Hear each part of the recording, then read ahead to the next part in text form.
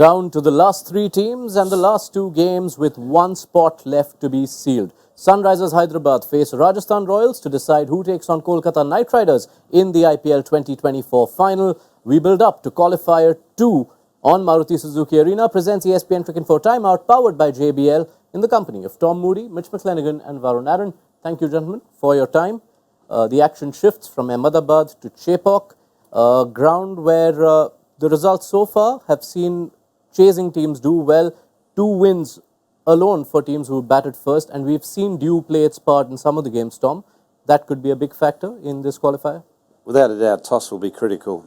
We know that dew can fall quite heavily down south, and that has a huge bearing on can have a huge bearing on the outcome of matches, and also it can influence selection with regards to what you go into those games with the spin combination. But I suppose you've got the saving grace of the impact sub, where you can have that option to either include an extra spinner or remove one and put another bowler that's probably better suited to those dewy conditions. But toss will be important. Sunrisers won the toss and probably regretted to bat first in the game they lost against KKR.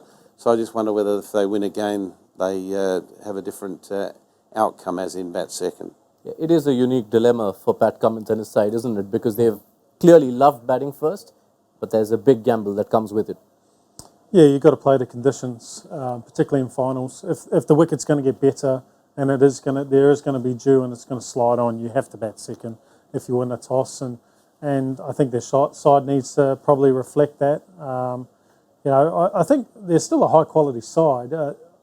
I just wonder if every time, the last 2 games, Travis Head's got out early, and they just haven't looked the same. They've had to, in different periods, recalibrate or build their innings and just almost looked a little bit lost without Head getting them off to a good start. And I think there's a high chance of potentially that happening again. You've had 2 left-armers knock over Travis Head in the first couple of balls in the previous game, and then you're coming up against arguably one of the best left-armers in IPL history. So it's going to be a fascinating little ding-dong battle at the top. Yeah, that sets up the top. Spin is always going to be key in a game in Chepauk, even though this season hasn't gone quite as per conventional standards. Only 17 wickets, 2 spinners in the 7 league games we saw at Chepauk, although spinners have kept the economy down. But you see these 2 spin attacks. There's Ashwin and Chahal on one side, Viyaskant potentially, and not a lot else for Sunrisers. Is that a battle skewed heavily in Rajasthan's favour were it to aid spin? For sure, Chepauk is known, even if it's not spinning, it's slightly on the slower side. So it's definitely going to be more difficult to dispatch spin. And I feel RR have, if not the best, maybe one of the best spin lineups, maybe after Delhi this IPL. Ashwin's in great form. Yuzi was having a couple of good games before this. Today was an all-right game, but the wicket of Virat Kohli was a very big one.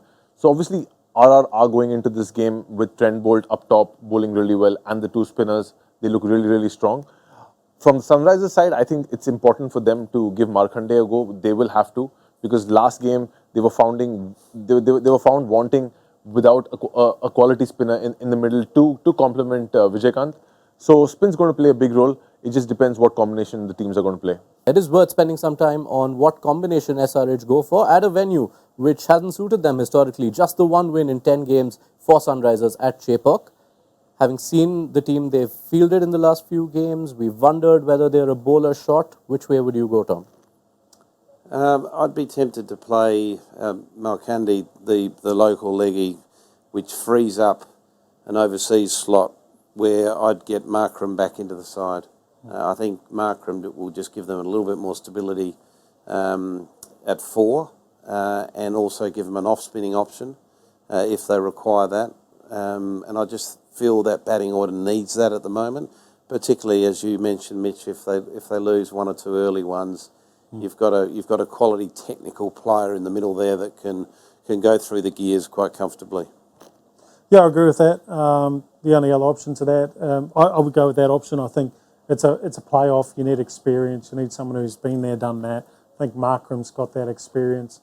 The other option, which we thought they could have run with the other day in hindsight was if they do end up batting first, they name the 3 overseas players and decide if they have a collapse with the bat, then they can bring Phillips or Markram in towards the end. Both of them give you an option with the spin. Otherwise, they can see whether it's turning or whether it's swinging and bring in a Faisal Farooqi or a VS Khan. But I do like the idea of bringing Makande straight in. I think he's a quality spinner. He just had a couple of off days against one of probably the best spin hitters in the game and at the moment in Patidar, particularly in this IPL. So I think you've got to trust that he can get the job done. Turn our attention back towards Rajasthan Royals, who've ended their losing streak, won a high-pressure game, eliminated RCB. You feel like a lot of boxes were ticked in that game. Ashwin's bowling that you touched upon, Powell and Hetmeyer finishing things. Any rethinking of the combination, Tom Kohler, Cadmore? Do you still play him? No, they're not going to change anything from this because they've actually broken a 4-match losing streak with this win, and it was when it mattered the most. Especially the biggest box they've ticked is the middle order box. I think this combination is perfect for them. Their bowlers are good enough to take all the responsibility with just the 5 bowlers going in. And I think they're not going to change anything going into that very important match at the Chepauk. Yeah. If they are forced to bat first, I think they've throughout the season they've shown that they're pretty happy to name the 3 overseas players, and that might be Hetmeyer in the starting team, and if Rodman Powell, if they decide they want Nandre Berger, who they played in Chennai against Chennai, if they get off to a good start and their top order gets off to a good start and they don't need that extra batsman, because otherwise you could be in a situation where Parag and Samson and Jaiswal get off to a great start, and then you don't use Hetmeyer or Rodman Powell down the bottom, and when you could have used that other option. So I think they'll stick with the same, particularly if they're batting second, but I think they'll leave it open to have an option for another bowler. If that situation comes into play that Mitch alludes to, is there a case for perhaps even considering a Keshav Maharaj? I think it's an option you'd have on the impact bench purely because you just don't know whether it's going to be an absolute spinner's paradise. I doubt it, but if you do get that scenario, you'd be kicking yourself if he's not named in that impact subs. So I think that they'd want to cover all their bases for sure and name him. But I quite like the idea of what you're saying there. You know, if they are batting first, just name the 3. Keep your powder dry until you see how the cards fall in the first 10 overs. Let's focus on some matchups that could dictate qualifier 2, Sunrisers versus Rajasthan Royals. Mitch, R. Ashwin was used against Head and Abhishek, and quite effectively so in the one game these two teams played in Hyderabad. You see that a repeat of that this time? Yeah, I mean, tactically it worked, didn't it? He kept them quiet, bowled 2 overs for 12. Look, he's smart. We saw tonight he was smart against RCB. He knows how to bowl defensively, and that's what Rajasthan will be hoping he can do in that power play. You've got to keep Travis Head quiet. You've got to keep Abhishek quiet, because the longer you keep them quiet, obviously it means they don't get runs, but it's like the pressure gauge, rising, and you know that there's going to be an explosion, and quite often if you build that pressure up enough, it'll go in your way and you'll get a wicket. So he's key to building that pressure in the power play. Varun, Yuzvendra Chahal versus Heinrich Klaassen. They've had quite a few battles over the years. You can think of a famous game from 2018 in South Africa, but neither of them have been that hot in the second half of the season. How do you see this one playing out? It's an interesting one. I think Yuzi will want to redeem himself after the last game they played against each other. I think he went for 62 in his 4 overs.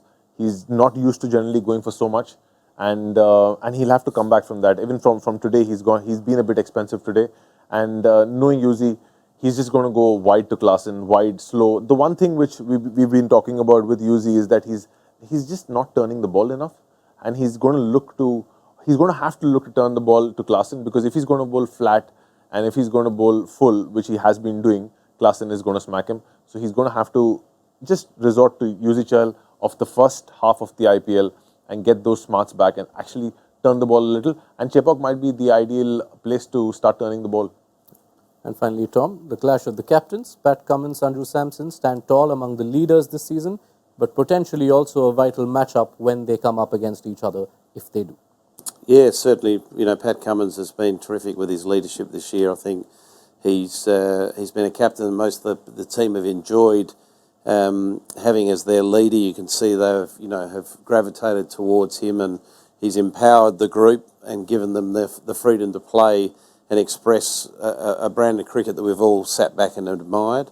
Yeah, if you get that match up, you're nothing like it. You're one of the world's best bowlers against one of the emerging stars in India in Sanju Samson that's trying to break through that Indian side and get a consistent game. And this is the type of games that you want Samson to score big runs, because they're the games that selectors stand up and think, right, this guy's ready for an extended run at the top, because he gets big runs in big moments. Build up done. Let's get a prediction. Who are you backing, Varun?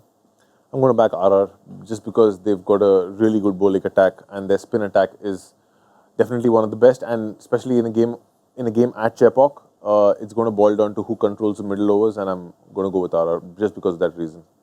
Mitch.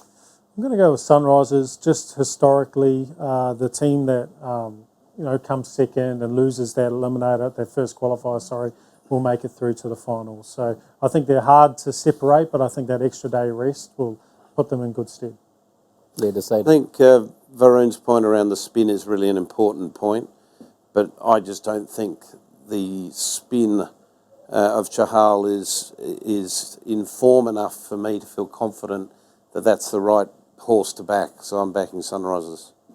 And so 2-1 in favour of Sunrisers. If Sunrisers do go through, that means they make the IPL final for the first time since 2018. Rajasthan Royals last made it to the final in 2022, where they lost to the Titans.